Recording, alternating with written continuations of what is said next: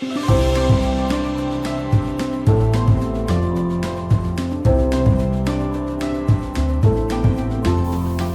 my name is Kaitley, and I will be telling the story of the goose herder, a tale from Germany.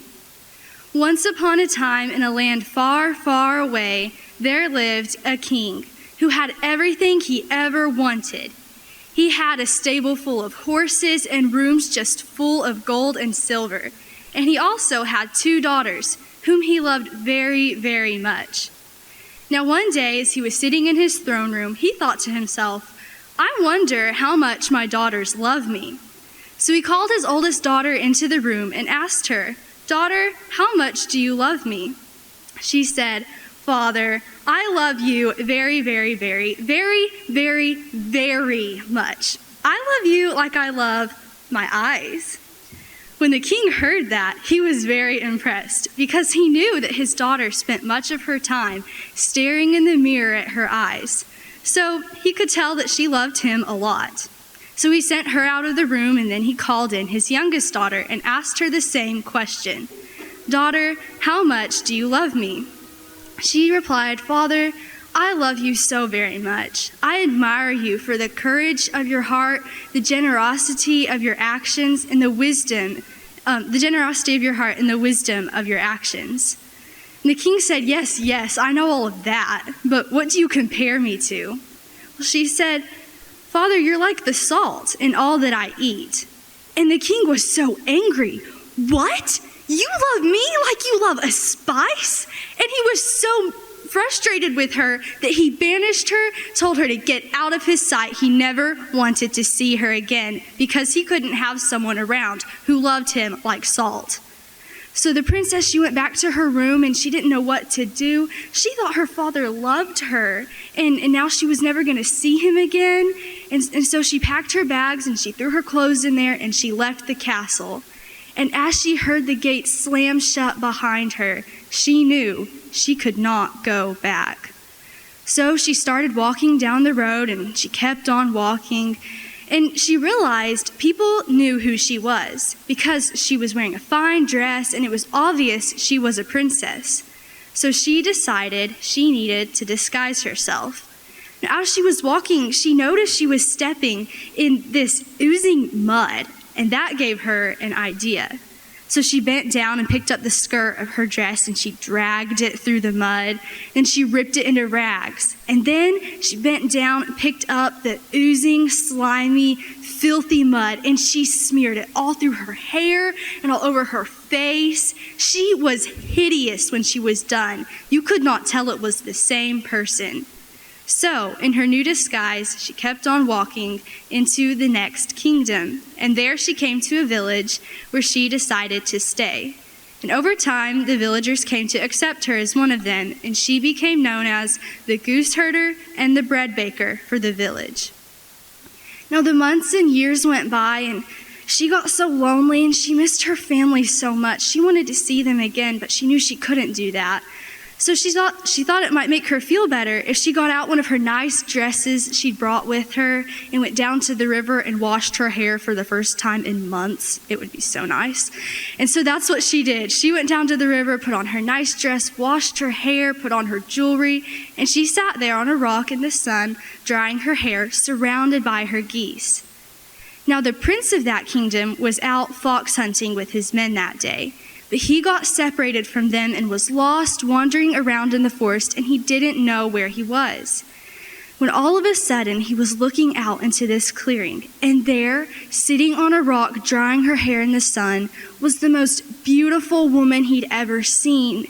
She was so lovely, and her hair shone like gold, and he wanted to find out who she was.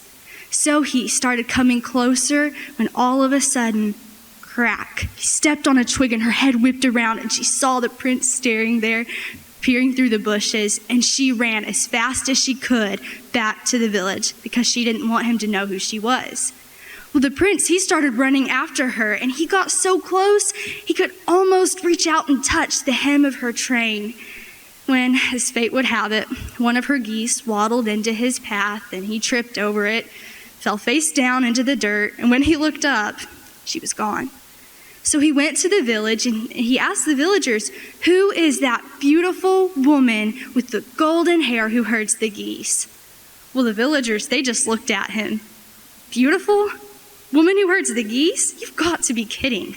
The woman who herds the geese in our village is the ugliest, most hideous, stinky, filthy person you've ever seen. That's not who you're talking about. All she does is herds the geese and bakes the bread." So the prince, he went back to the castle, and he was so sad and depressed because he wanted to find out who she was. His parents noticed something was wrong with him because he wasn't acting like he usually did. And so they came to him a couple days later and they said, "Son, what's wrong with you? You don't eat, you don't sleep, you just sit moping in your room all day." And he didn't want to tell them what was going on because that would be embarrassing. So he just told them, "I think I would feel better if I had some fresh bread from the village that's just down the road." And they thought that was a really weird thing to make you feel better. But they did what he asked, and they sent a messenger to the village who told the goose herder the prince would like a loaf of bread. So she told all the villagers that she needed to be completely alone and in peace and quiet to make the bread so she wouldn't make a mistake. So she put on her clean apron and she washed her hands and put her rings on her fingers, and she started to make the bread. Now, as she was kneading the dough, one of her rings slipped off her finger and got baked into the loaf of bread without her knowing it. So when the prince received her loaf of bread and found the ring in it, he knew she was somebody special. So he called her to the castle and he asked her, "Who are you? I saw you down by the river and you were so beautiful, but then you weren't who the villagers said you were, and now I found this ring. What's going on?" So she told him everything that had happened, how her father banished her and she'd been living in disguise in the village, and he felt really sorry for her. Now, like it always happens in a fairy tale, the prince and the princess fell in love, and soon they were planning a wedding. Now, back in the other kingdom, the princess's father was really missing his daughter because deep down he loved her so much and he really wanted to see her again.